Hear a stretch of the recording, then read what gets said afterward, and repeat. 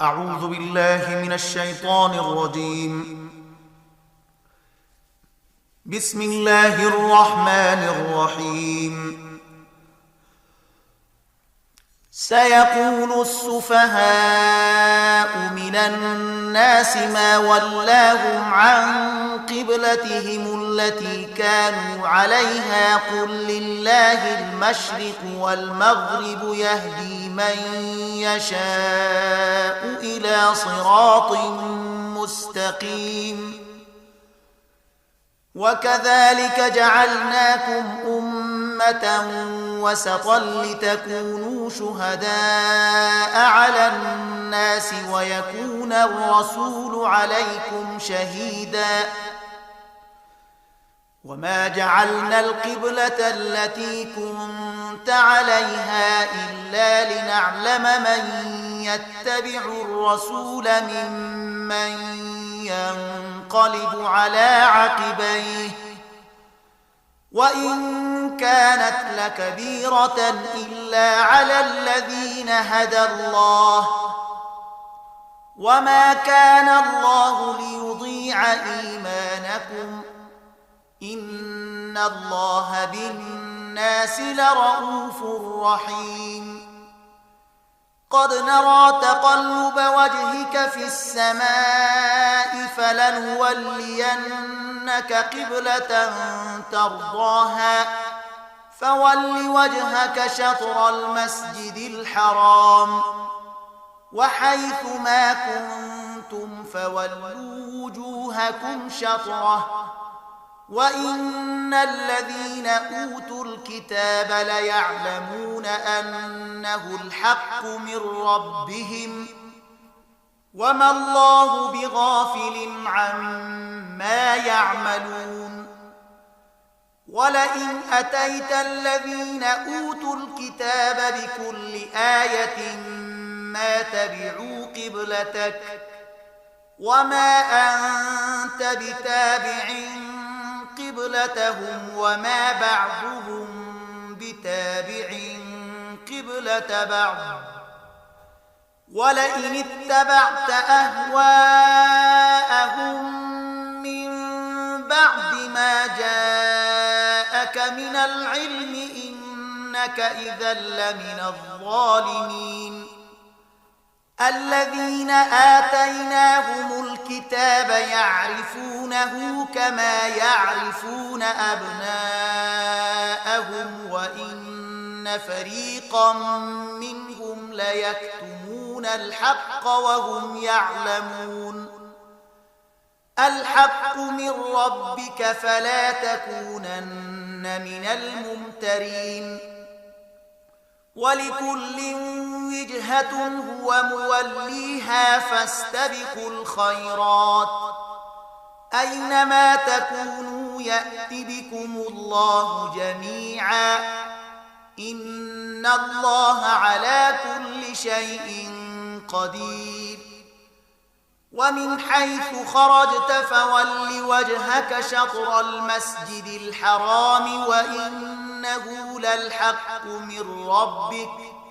وما الله بغافل عما تعملون.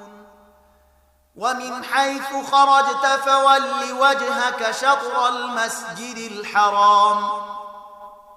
وحيث ما كنتم فولوا وجوهكم شطره لئلا يكون للناس عليكم حجة إلا الذين ظلموا منهم فلا تخشوهم واخشوني ولأتم نعمتي عليكم ولعلكم تهتدون. كما أرسلنا فيكم رسولا منكم يتلو عليكم آياتنا ويزكيكم ويعلمكم الكتاب والحكمة ويعلمكم ما لم تكونوا تعلمون. فاذكروني أذكركم واشكروا لي ولا تكفرون. يا أيها الذين آمنوا استعينوا بالصبر والصلاة إن الله مع الصابرين ولا تقولوا لمن يقتل في سبيل الله أموات بل أحياء ولكن لا تشعرون ولنبلونكم بشيء من الخوف والجوع ونقص من الأموال والأنفس والثمرات وبشر الصابرين الذين إذا أصابتهم مصيبة قالوا إنا لله وإنا إليه راجعون أولئك عليهم صلوات من ربهم ورحمة وأولئك هم المهتدون إن الصفا والمروة من شعائر الله فمن حج البيت أو اعتمر فلا جناح عليه أن يطوف بهما ومن تطوع خيرا فإن الله شاكر عليم إن الذين يكتمون ما أنزلنا من البينات والهدى من بعد ما بيناه للناس في الكتاب أولئك يلعنهم الله ويلعنهم اللاعنون إلا الذين تابوا وأصلحوا وبينوا فأولئك أتوب عليهم وأنا التواب الرحيم إن الذين كفروا وماتوا وهم كفار أولئك عليهم لعنة الله والملائكة والناس أجمعين خالدين فيها لا يخفف عنهم العذاب ولا هم ينظرون وإلهكم إله واحد لا إله إلا هو الرحمن الرحيم إن في خلق السماوات والأرض واختلاف الليل والنهار والفلك التي تجري في البحر بما ينفع الناس وما أنزل الله من السماء من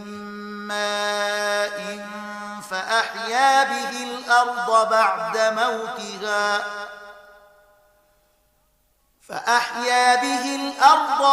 موتها وبث فيها من كل دابة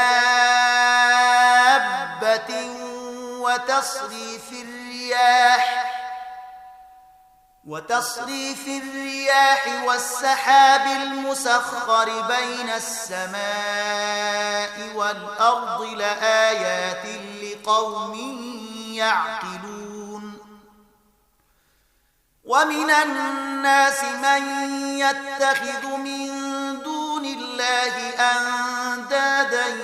يحبونهم كحب الله والذين آمنوا أشد حبا لله ولو يرى الذين ظلموا إذ يرون العذاب أن القوة لله جميعا وأن الله شديد العذاب إذ تبرأ الذين اتبعوا من الذين اتبعوا ورأوا العذاب وتقطعت بهم الأسباب وقال الذين اتبعوا لو أن لنا كرة فنتبرأ منهم كما تبرؤوا منا كذلك يريهم الله أعمالهم حسرات عليهم وما هم بخارجين من النار يا أيها الناس كلوا مما ما في الأرض حلالا طيبا ولا تتبعوا خطوات الشيطان إنه لكم عدو مبين إنما يأمركم بالسوء والفحشاء وأن تقولوا على الله ما لا تعلمون وإذا قيل لهم اتبعوا ما أنزل الله قالوا بل نتبع ما ألفينا عليه آباءنا أولو كان آباؤهم لا يعقلون شيئا ولا يهتدون ومثل الذين كفروا كمثل الذي ينعق بما لا يسمع إلا دعاء ونداء صم بكم عمي فهم لا يعقلون يا أيها الذين آمنوا كلوا من طيبات ما رزقناكم واشكروا لله إن كنتم إياه تعبدون إنما حرم عليكم الميتة والدم ولحم الخنزير وما أهل به لغير الله فمن اضطر غير باغ ولا عاد فلا إثم عليه إن الله غفور رحيم إن الذين يكتمون ما أنزل الله من الكتاب ويشترون به ثمنا قليلا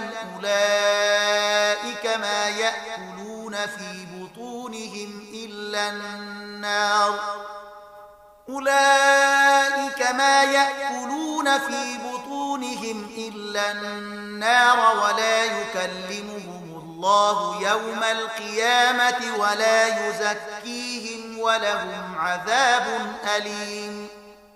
أولئك الذين اشتروا الضلالة بالهدى والعذاب بالمغفرة فما أصبرهم على النار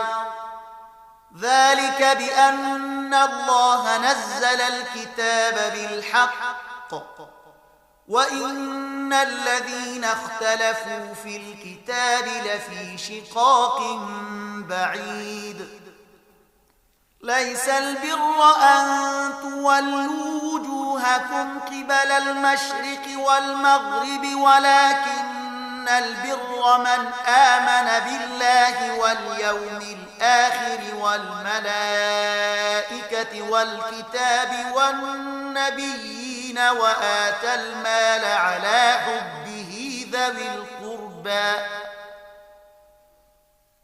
وآتى المال على حبه ذوي القربى واليتامى والمساكين وابن السبيل والسائلين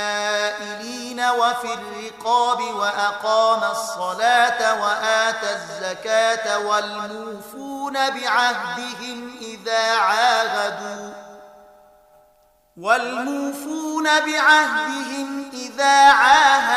والصابرين في البأساء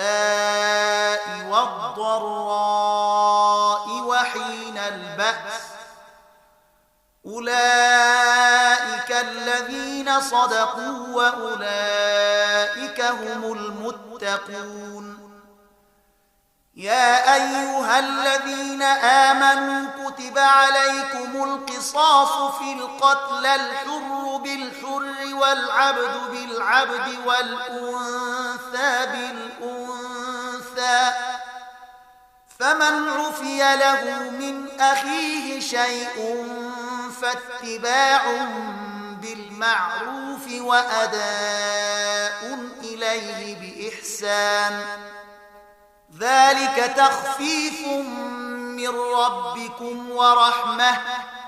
فمن اعتدى بعد ذلك فله عذاب أليم ولكم في القصاص حياة يا أولي الألباب لعلكم تتقون. كتب عليكم إذا حضر أحدكم الموت إن ترك خيرا الوصية للوالدين والأقربين بالمعروف حقا على المتقين. فمن بدله بعدما سمعه فإنما إثمه على الذين يبدلونه إن الله سميع عليم. فمن خاف من موص جنفا أو إثما فأصلح بينهم فلا إثم عليه إن الله غفور رحيم. يا أيها الذين آمنوا كتب عليكم الصيام كما كتب على الذين من قبلكم لعلكم تتقون. أياما معدودات فمن كان منكم مريضا أو على سفر فعدة من أيام أخر. وعلى الذين يطيقونه فدية طعام مسكين فمن تطوع خيرا فهو خير له وأن تصوموا خير لكم إن كنتم تعلمون. شهر رمضان الذي أنزل فيه القرآن هدى للناس وبينات من الهدى والفرقان فمن شهد منكم الشهر فليصمه ومن كان مريضا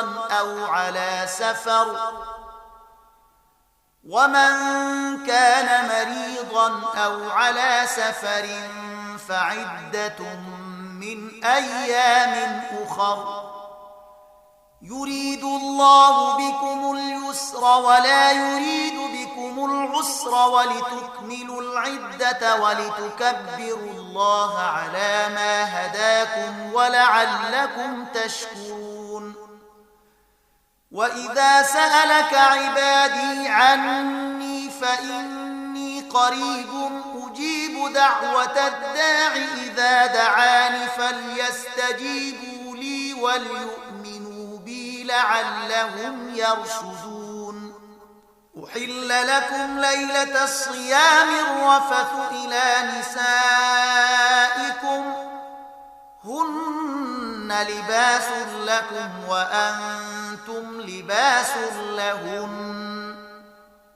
علم الله أنكم كنتم تختانون أنفسكم فتاب عليكم وعفى عنكم فالآن باشروهن وابتغوا ما كتب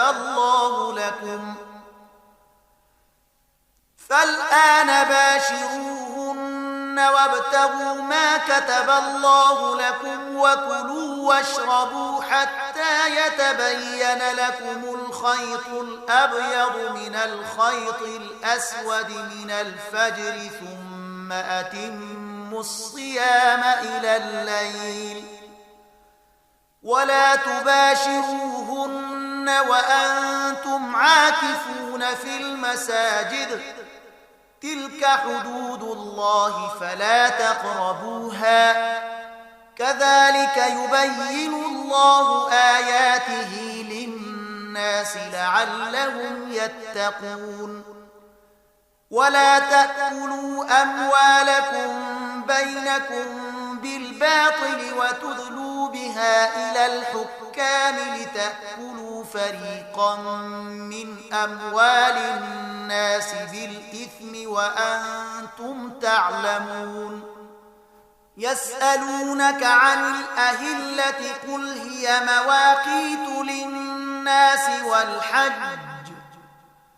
وليس البر بأن تأتوا البيوت من ظهورها ولكن البر من اتقى وأتوا البيوت من أبوابها واتقوا الله لعلكم تفلحون وقاتلوا في سبيل الله الذين يقاتلونكم ولا تعتدوا إن الله لا يحب المعتدين واقتلوهم حيث ثقفتموهم وأخرجوهم من حيث أخرجوكم والفتنة أشد من القتل ولا تقاتلوهم عند المسجد الحرام حتى يقاتلوكم فيه فإن قاتلوكم فاقتلوهم كذلك جزاء الكافرين فإن انتهوا فإن الله غفور رحيم وقاتلوهم حتى لا تكون فتنة ويكون الدين لله فإن انتهوا فلا عدوان إلا على الظالمين الشهر الحرام بالشهر الحرام والحرمات قصاص فمن اعتدى عليكم فاعتدوا عليه بمثل ما اعتدى عليكم واتقوا الله واعلموا أن الله مع المتقين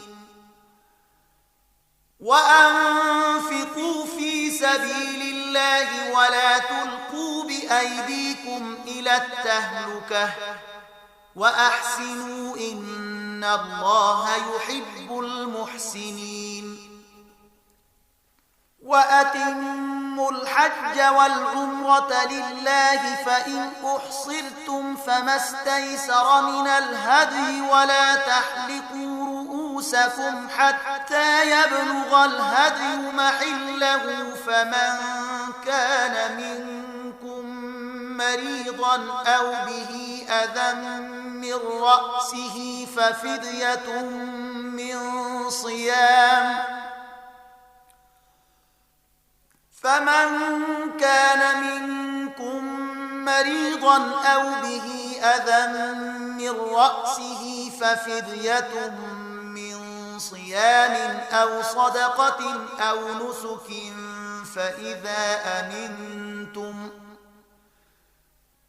فإذا أمنتم فمن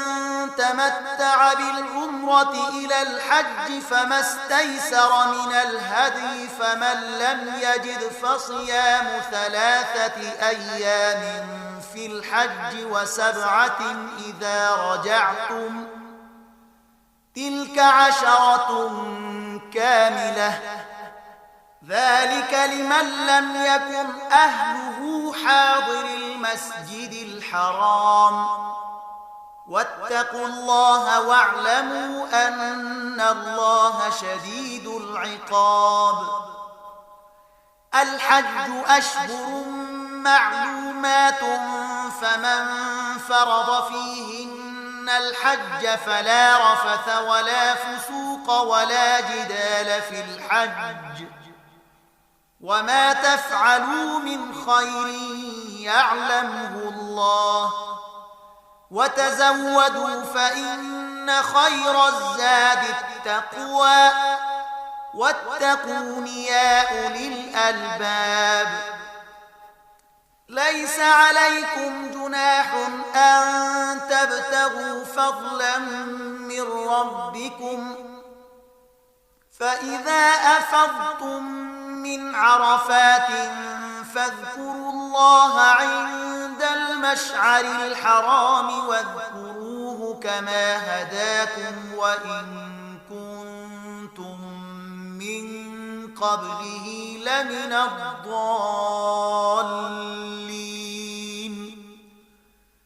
ثم أفيضوا من حيث أفاض الناس واستغفروا الله إن الله غفور رحيم فإذا قضيتم مناسككم فاذكروا الله الله كذكركم آباءكم أو أشد ذكرا فمن الناس من يقول ربنا آتنا في الدنيا وما له في الآخرة من خلاق ومنهم من يقول ربنا آتنا في الدنيا حسنة وفي الآخرة حسنة وقنا عذاب النار أولئك لهم نصيب مما كسبوا والله سريع الحساب واذكروا الله في أيام معدودات فمن تعجل في يومين فلا إثم عليه ومن تأخر فلا إثم عليه لمن اتقى واتقوا الله واعلموا أنكم إليه تحشرون ومن الناس من يعجبك قوله في الحياة الدنيا ويشهد الله على ما في قلبه وهو ألد الخصام وإذا تولى سعى في الأرض ليفسد فيها ويهلك الحرث والنسل والله لا يحب الفساد وإذا قيل له اتق الله أخذته العزة بالإثم فحسبه جهنم ولبئس المهاد ومن الناس من يشري نفسه ابتغاء مرضات الله والله رؤوف بالعباد يا أيها الذين آمنوا ادخلوا في السلم كافة ولا تتبعوا خطوات الشيطان إنه لكم عدو مبين فإن زللتم من بعد ما جاءتكم البينات فاعلموا أن الله عزيز حكيم هل ينظرون إلا أن يأتيهم الله في ظلل من الغمام والملائكة وقضي الأمر وإلى الله ترجع الأمور سل بني إسرائيل كم آتيناهم من آية بينة ومن يبدل نعمة الله من بعد ما جاءته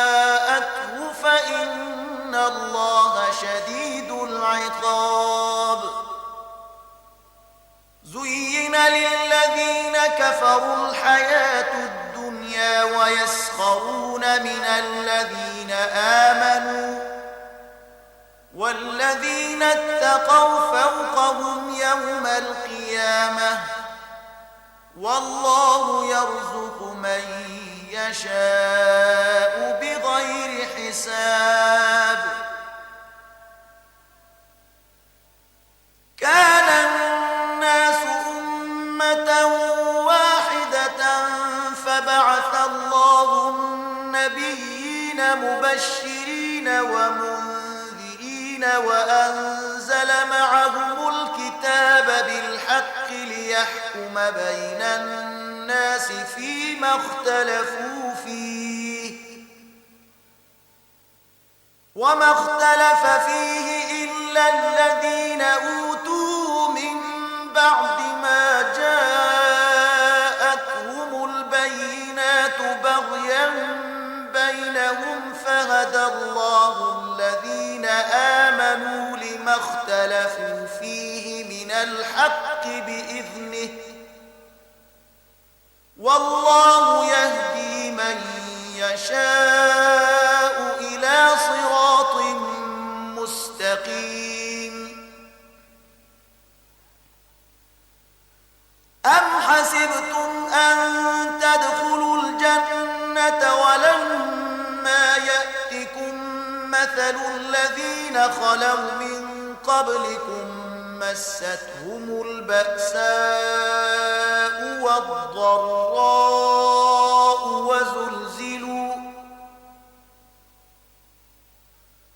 وزلزلوا حتى يقول الرسول والذين آمنوا معه متى نصر الله ألا إن نصر الله قريب يسألونك ماذا ينفقون قل ما أنفقتم من خير فللوالدين والأقربين واليتامى والمساكين وابن السبيل وما تفعلوا من خير فإن الله به عليم كتب عليكم القتال وهو كره لكم وعسى أن تكرهوا شيئا وهو خير لكم وعسى أن تحبوا شيئا وهو شر لكم والله يعلم وأنتم لا تعلمون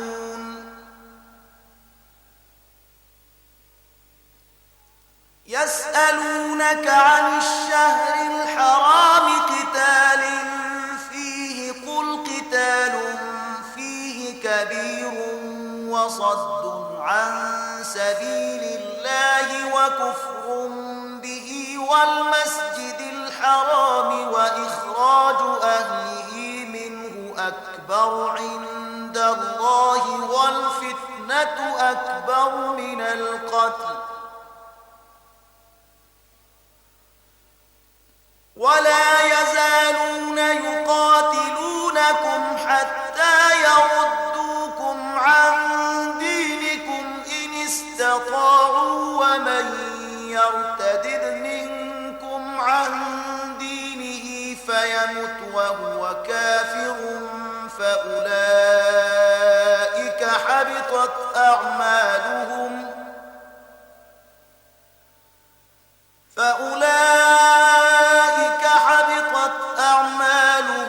في الدنيا والآخرة وأولئك أصحاب النار هم فيها خالدون إن الذين آمنوا والذين هاجروا وجاهدوا في سبيل الله أولئك يرجون رحمة الله والله غفور رحيم يسألونك عن الخمر والميسر قل فيهما إثم كبير ومنافع للناس وإثمهما أكبر من نفعهما ويسألونك ماذا ينفقون قل العفو كذلك يبين الله لكم الآيات لعلكم تتفكرون في الدنيا والآخرة ويسألونك عن اليتامى قل إصلاح لهم خير وإن تخالطوهم فإخوانكم والله يعلم المفسد من المصلح ولو شاء الله لأعنتكم الله عزيز حكيم. ولا تنكحوا المشركات حتى يؤمنن، ولأمة مؤمنة خير من مشركة ولو أعجبتكم، ولا تنكحوا المشركين حتى يؤمنوا، ولعبد مؤمن خير من مشرك ولو أعجبكم، أولئك يدعون إلى النار والله يدعو إلى الجنة والمغفرة بإذنه ويبين آياته للناس لعلهم يتذكرون. ويسألونك عن المحيض قل هو أذى فاعتزلوا النساء في المحيض ولا تقربوهن حتى يطهرن، فإذا تطهرن فأتوهن من حيث أمركم الله، إن الله يحب التوابين ويحب المتطهرين. نساؤكم حرث لكم فأتوا حرثكم أنى شئتم وقدموا لأنفسكم واتقوا الله واعلموا أنكم ملاقوه وبشر المؤمنين. ولا تجعلوا الله عرضة لأيمانكم أن تبروا وتتقوا وتصلحوا بين الناس والله سميع عليم. لا يؤاخذكم الله باللغو في أيمانكم ولكن يؤاخذكم بما كسبت قلوبكم والله غفور حليم. للذين يؤلون من نسائهم تربص 4 أشهر فإن فاءوا فإن الله غفور رحيم. وإن عزموا الطلاق فإن الله سميع عليم. والمطلقات يتربصن بأنفسهن 3 قروء ولا يحل لهن أن يكتمن ما خلق الله في أرحامهن إن كن يؤمن بالله واليوم الآخر، وبعولتهن أحق بردهن في ذلك إن أرادوا إصلاحا، ولهن مثل الذي عليهن بالمعروف وللرجال عليهن درجة والله عزيز حكيم. الطلاق 2 فإمساك بمعروف أو تسريح بإحسان. ولا يحل لكم أن تأخذوا مما آتيتموهن شيئا إلا أن يخافا ألا يقيما حدود الله، فإن خفتم ألا يقيما حدود الله فلا جناح عليهما فيما افتدت به، تلك حدود الله فلا تعتدوها، ومن يتعد يتعد حدود الله فأولئك هم الظالمون. فإن طلقها فلا تحل له من بعد حتى تنكح زوجا غيره، فإن طلقها فلا جناح عليهما أن يتراجعا إن ظنا أن يقيما حدود الله، وتلك حدود الله يبينها لقوم يعلمون. وإذا طلقتم النساء فبلغن أجلهن فأمسكوهن بمعروف أو سرحوهن بمعروف ولا تمسكوهن ضرارا لتعتدوا، ومن يفعل ذلك فقد ظلم نفسه. ولا تتخذوا آيات الله هزوا واذكروا نعمة الله عليكم وما أنزل عليكم من الكتاب والحكمة يعظكم به، واتقوا الله واعلموا أن الله بكل شيء عليم. وإذا طلقتم النساء فبلغن أجلهن فلا تعضلوهن أن ينكحن أزواجهن إذا تراضوا بينهم بالمعروف، ذلك يوعظ به من كان منكم يؤمن بالله واليوم الآخر، ذلكم أزكى لكم وأطهر، والله يعلم وأنتم لا تعلمون. والوالدات يرضعن أولادهن حولين كاملين لمن أراد أن يتم الرضاعة، وعلى المولود له رزقهن وكسوتهن بالمعروف، لا تكلف نفس إلا وسعها، لا تضار والدة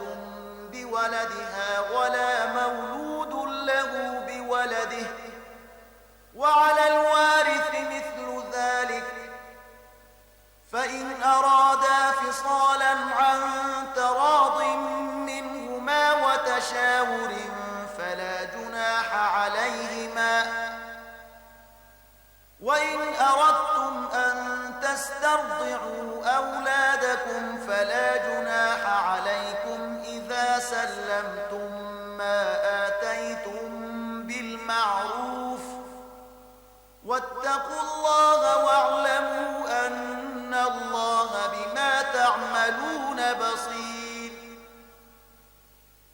والذين يتوفون منكم ويذرون أزواجا يتربصن بأنفسهن 4 أشهر وعشرا،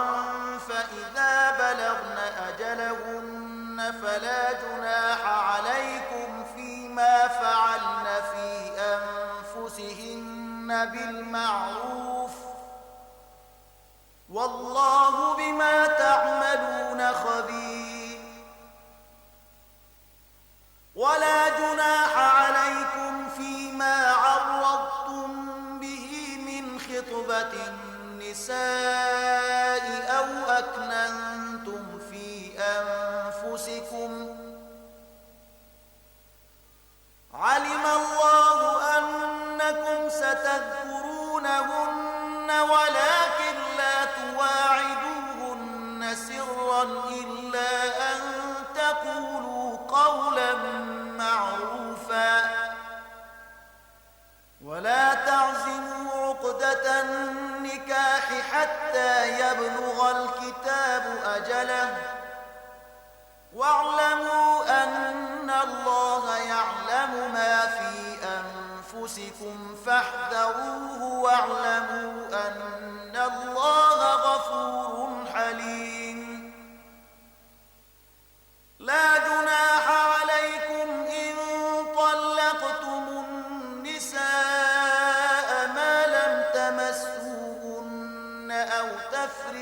لهن فريضة ومتعوهن على الموسع قدره وعلى المقتر قدره متاعا بالمعروف حقا على المحسنين.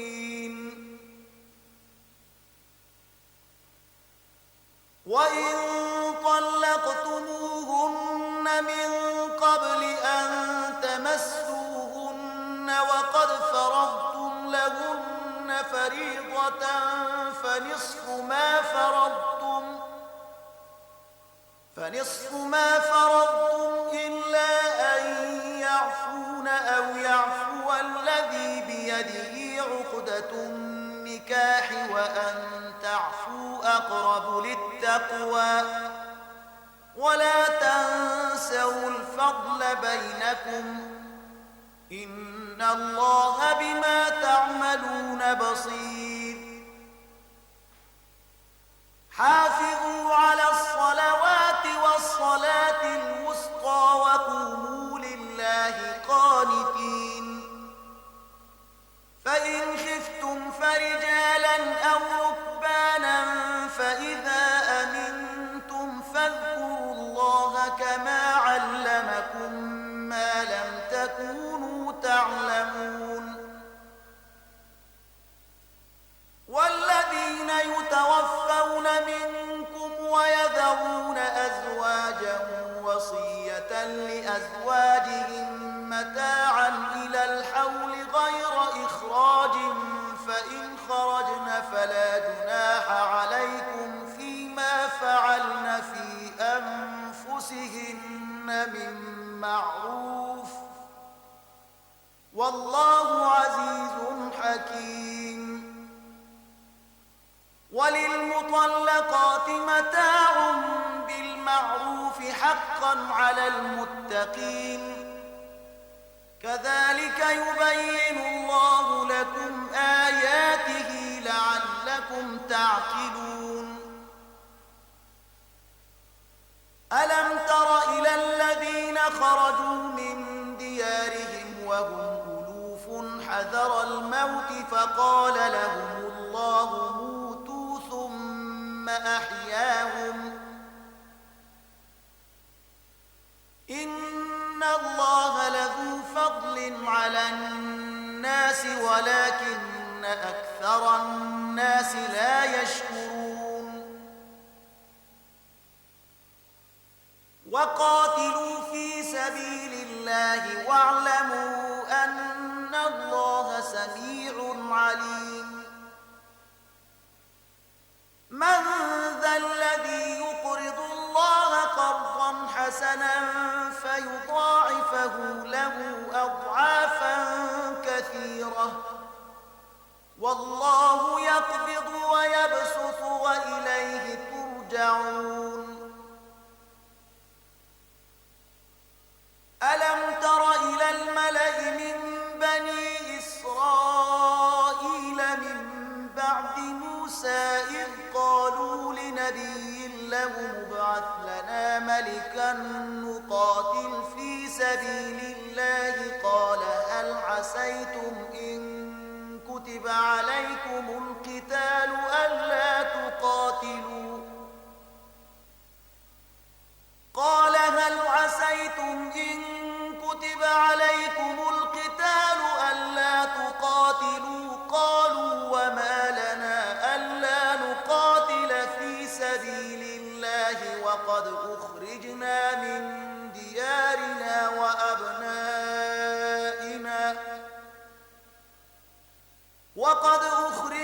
من ديارنا وأبنائنا فلما كتب عليهم القتال تولوا إلا قليلا منهم والله عليم بالظالمين. وقال لهم نبيهم إن الله قد بعث لكم طالوت ملكا قالوا أنى يكون له الملك علينا ونحن أحق بالملك منه ولم يؤت سعة من المال